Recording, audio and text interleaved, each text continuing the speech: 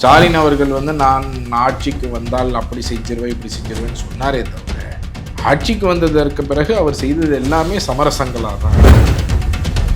கடந்த ஆட்சியில் smart city ஊழல் யார் செய்தார் அப்படின்னு சொல்கிறாங்களோ இன்னைக்கு அவரையே கொண்டு வந்து நீங்கள் அதே துறையில் மாஸ் டிபார்ட்மெண்ட்லேயே ஹெட்டாக போடுவீங்களா, செக்ரட்டரியா கார்த்திகேயன் ஒரு ஐஏஎஸ் போடுறீங்க. இப்போ என்ன வந்திருக்கு, அந்த மாஸ் டிபார்ட்மெண்ட்டில் 2500 பொசிஷனுக்கு 25 லட்சத்துலேருந்து 35 லட்சம் லஞ்சம் வாங்கி போட்டுருக்காங்க. ஸோ மாநில அரசு ஐஏஎஸ் அதிகாரிகளை காப்பாற்றுவதற்காக இங்கே லஞ்ச ஒழிப்புத்துறையும் இங்கே இருக்கக்கூடிய தமிழ்நாடு அரசும் சேர்ந்து அவங்க ஃபைலை இங்கேயே வச்சுட்டு இருக்கிறாங்க. 19 மாதங்களாக ஃபைலை ஏன் அனுப்பவே இல்லை அப்படிங்கிறது தான் மிக முக்கியமான கேள்வி. முன்னாள் அமைச்சர் எஸ்பி வேலுமணி உட்பட சில பொது ஊழியர்கள் உட்பட கான்ட்ராக்டர்ஸ்கள் உட்பட அவங்க கூட்டு சதி செய்து அவர்களுக்கு நெருக்கமான ஒப்பந்ததாரருக்கே எப்படி கொடுத்தாங்க. பிள்ளை என்பதே கொள்கையாக இருந்தால் மற்ற கொள்கையெல்லாம் வெளியில் பேசுகிற கொள்கையெல்லாம் சும்மா ஒரு அரசியலுக்காகவும் மற்ற ஒரு விஷயம். இன்னைக்கு நாங்கள் கிறிஸ்டி ரேஷன் ஊழல் பற்றி திமுக பண்ணக்கூடிய ஊழலை பற்றி நாங்கள் பேசினால் அதிமுக வாயை திறக்க மாட்டேங்கிறாங்க.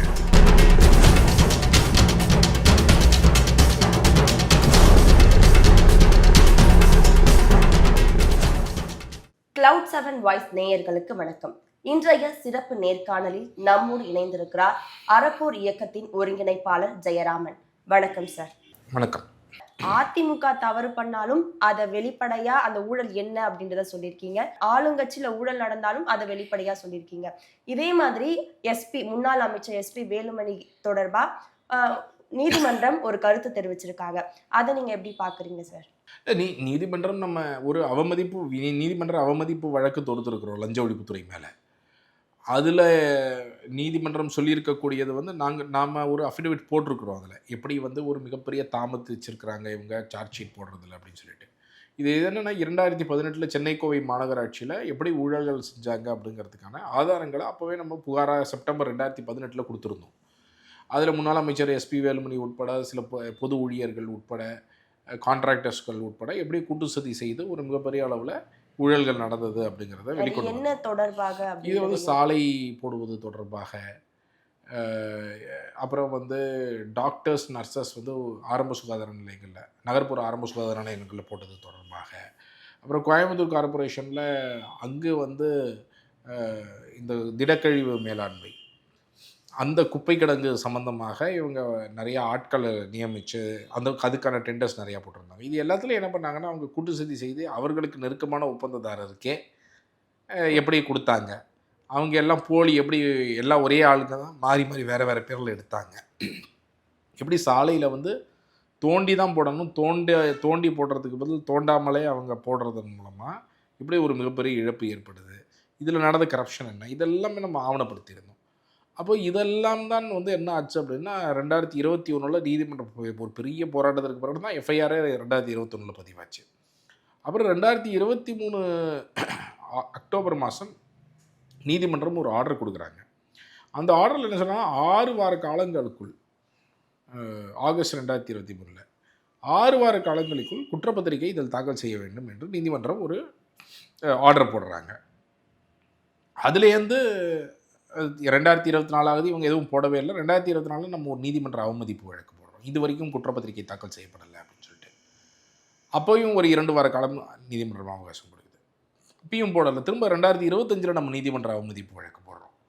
அந்த அவமதிப்பு வழக்கு போட்டு இப்பொழுது வரும்பொழுது என்ன தெரிய வந்தது அப்படின்னா, இவங்க முன்னாள் அமைச்சர் எஸ்பி வேலுமணி இன்னும் சில அதிகாரிகளுக்கெல்லாம் அனுமதி வாங்கிட்டாங்க. ஆனால் 3 அதிகாரிகளுக்கு மட்டும் இவர்கள் அனுமதி வாங்கவில்லை.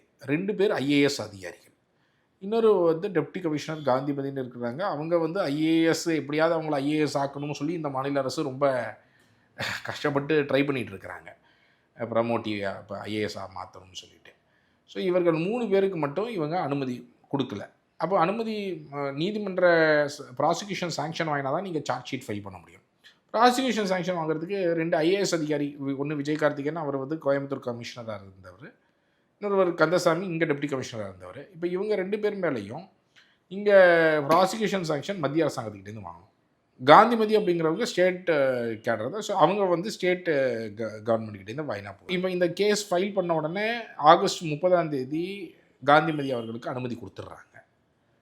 ஆனால் 2 ஐஏஎஸ் அதிகாரியோடைய ஃபைலு இவங்க முதல்ல என்ன சொல்கிறாங்க, மத்திய அரசாங்கத்துக்கு நாங்கள் அமிச்சோம், அவங்க திரும்ப அமிச்சிட்டாங்க ட்ரான்ஸ்லேஷன் பண்ண சொல்லி அப்படின்லாம் சொன்னாங்க.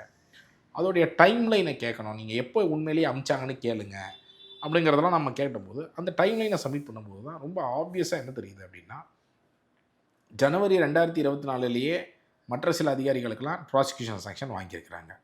ஆனால் நாங்கள் இந்த வழக்கை தொடுத்து ஆகஸ்ட் 30, 2025 வரை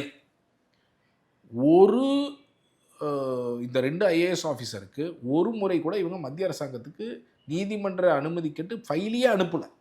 ஸோ மாநில அரசு ஐஏஎஸ் அதிகாரிகளை காப்பாற்றுவதற்காக இங்கே லஞ்ச ஒழிப்புத்துறையும் இங்கே இருக்கக்கூடிய தமிழ்நாடு அரசும் சேர்ந்து அவங்க ஃபைலை இங்கேயே வச்சிட்ருக்குறாங்க. 19 மாதங்களாக ஃபைலை ஏன் அனுப்பவே இல்லை அப்படிங்கிறது தான் மிக முக்கியமான கேள்வி. அதை தான் நாங்கள் எழுப்பியிருந்தோம். அதுதான் நீதிபதி இப்பொழுது ரொம்ப கடுமையாக இந்த முறை எழுப்பியிருக்கிறாரு. ஏற்கனவே கடந்த முறையும் ஒரு முறை எழுப்பியிருந்தார். அப்போது இவர்கள் சொல்லக்கூடிய விளக்கங்கள் இதுவரை சரியான விளக்கங்கள் எதுவும் கொடுக்கலை. அப்போ மீண்டும் ஒரு முறை ஆப்பர்ச்சுனிட்டி கொடுத்துருக்கிறாரு. நம்ம இதில் அக்கௌண்டபிலிட்டி ஃபிக்ஸ் பண்ணணுங்க. ஏன்னா இவங்க ஒவ்வொரு முறையும் இந்த அக்கௌண்டபிலிட்டி இல்லாததுனால என்ன பண்ணுறாங்க, பெரிய பெரிய அதிகாரிகள் ஐஏஎஸ் அதிகாரிகளை காப்பாற்றணும், அமைச்சர்களை காப்பாற்றணும், முன்னாள் அமைச்சர்களை காப்பாற்றணும். அதுதான் சார். இப்போ அதுக்கான ஒரு சந்தேகம் ஏற்படுது. இப்போ அதிமுகன்றது எதிர்கட்சியை சேர்ந்தவங்க, அவங்கள காப்பாற்றணும்னு ஏன் ஆளுங்கட்சி நினைக்கணும்? அடிப்படையில் there is an understanding. இது எல்லாருக்கும் தெரிந்த ஒரு ஓப்பன் சீக்ரெட்னு சொல்லலாம். ஸ்டாலின் அவர்கள் நான் ஆட்சிக்கு வந்தால் அப்படி செஞ்சிருவேன் இப்படி செஞ்சிருவேன்னு சொன்னாரே தவிர, ஆட்சிக்கு வந்ததற்கு பிறகு அவர் செய்தது எல்லாமே சமரசங்களாக தான் இருக்குது. இன்னி வரைக்கும் இது ஒரு வழக்குன்னு இல்லை, பல வழக்குகள் சொல்லலாம். இப்போது கொடுமையான கரப்ஷன்லாம், உதாரணத்துக்கு கேபி பார்க்கு தொட்டால் அப்படியே உதிர்ந்தது இல்லையா, ஒரு மூட்டை சிமெண்ட்டுக்கு 5 மூட்டை மணல், ஒரு 15 மூட்டை மணல் கலந்தாங்களே. இந்த மாதிரி ஒரு கான்ட்ராக்டர் அந்த பில்டிங்கை அந்த தலைமையில் நீங்கள் மாவீரன்னு ஒரு படமே எடுத்தாங்க அதை வச்சு. அப்போது அந்த மாதிரியான ஒரு பில்டிங்கை கட்டின ஒரு கான்ட்ராக்டர் மேலே ஒரு எஃப்ஐஆர் போடுவதற்கு இப்போது லஞ்ச ஒழிப்புத்துறை கேட்டிருக்கிறாங்க. அரசாங்கம் அதற்கு அனுமதி கொடுக்காமல் பல வருஷங்களாக வச்சுருக்கிறாங்கன்னு பார்த்துக்கோங்க. இந்த மாதிரி நான் எதுக்கு சொல்கிறேன்னா, இது ஒரு விஷயத்தில் இல்லை, பல வழக்குகளில் கடந்த ஆட்சியுடைய ஊழல்களை காப்பாற்றுவதற்கு இவர்கள் ரொம்ப தீவிரமாக திமுக அரசு வேலை செய்து. ஏன்னா அடிப்படையில் ஒரே கொள்கை தான். கொள்ளை என்பதே கொள்கையாக இருந்தால் மற்ற கொள்கையெல்லாம், வெளியில் பேசுகிற கொள்கையெல்லாம் சும்மா ஒரு அரசியலுக்காகவும் மற்ற ஒரு விஷயங்களுக்காக தான். இவங்க என்ன பார்க்குறாங்க, இப்போ இந்த ஐஏஎஸ் ஆஃபீஸராக இதே ஐஏஎஸ் ஆஃபீஸரை பயன்படுத்தி நான் எப்படி கொள்ளையடிக்கலாம் அப்படிங்கிறது தான் நோக்கமாக இருக்குது. இல்லை என்றால் கடந்த ஆட்சியில் ஸ்மார்ட் சிட்டி ஊழல் யார் செய்தார் அப்படின்னு சொல்கிறாங்களோ, இன்றைக்கி அவரையே கொண்டு நீங்கள் அதே துறையில் மாஸ் டிபார்ட்மெண்ட்லேயே ஹெட்டாக போடுவீங்களா, செக்ரட்டரியாக கார்த்திகேயன் ஒரு ஐஏஎஸை போட்டிருக்கிறாங்க.